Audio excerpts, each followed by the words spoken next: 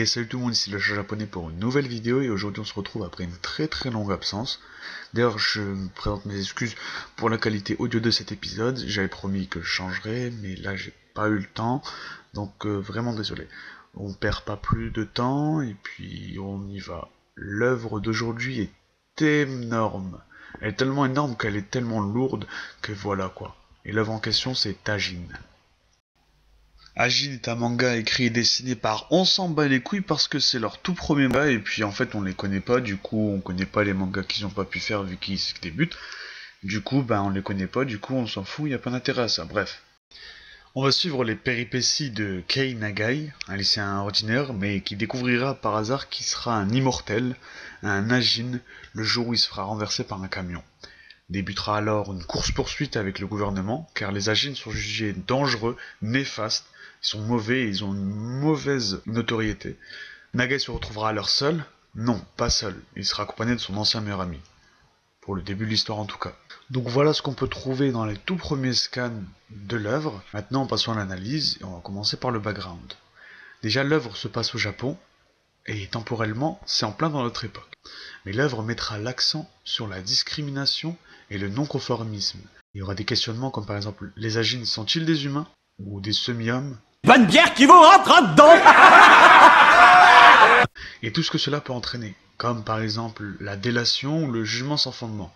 Et nos persos principaux useront ou seront victimes de cela.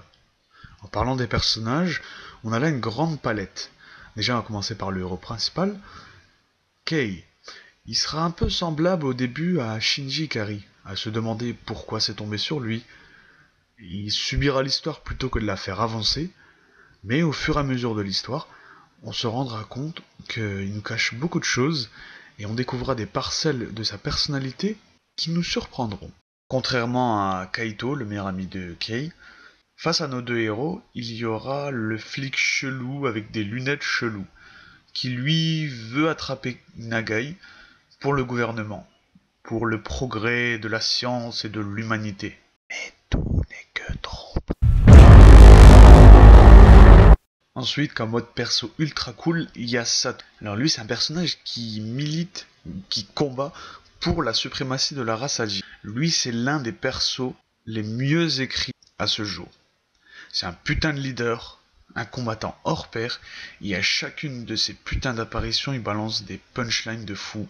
Easy, t'as vu mon frère. Mais ce n'est pas tout, parce que avec son arrivée, il va y avoir l'arrivée d'une pseudo-croisade, genre Magneto et ses mutants contre le commun des mortels. Là c'est la même chose mais avec des Ajin. Et ensuite, il y a plein d'autres persos ultra cool comme le professeur, mais bon, je vais pas en dire plus parce que le spoil est un art que vous n'aimez pas trop. Un des premiers intérêts de cette œuvre, justement, c'est les changements de mentalité qu'aura Kei, de retrouver justement une vie tranquille. Donc on a un personnage principal qui évolue et qui évolue bien, ni trop vite ni trop lentement. Et tout cela est servi avec un putain de dessin orgasmique sa mère. Premièrement, le format du manga est de 50 pages à peu près par chapitre. Et deuxièmement, le dessin, les découpages des scènes et l'effet de profondeur et les doubles pages, tout est bluffant dans ce manga.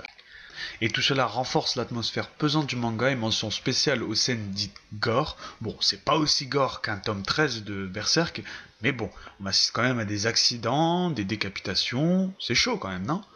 Et justement, ces scènes violentes de sang et tout ça, elles ne ralentissent en rien le rythme du manga, c'est tout le temps intense. En fait, les moments où ça doit être intense, c'est intense, les moments où c'est calme pour justement faire descendre la pression.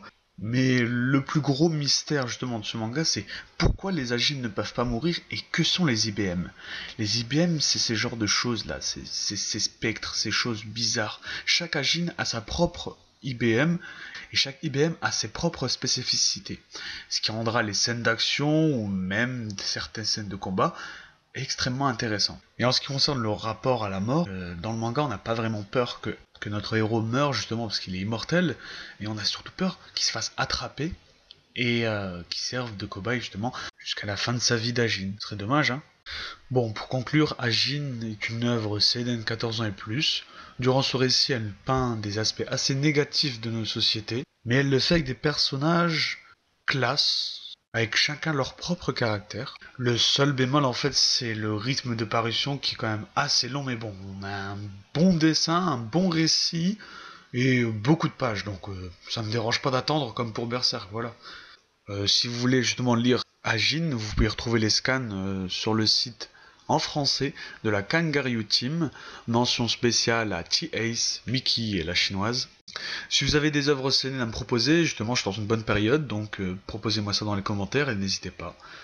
Donc moi je vous dis à plus et à une prochaine présentation manga.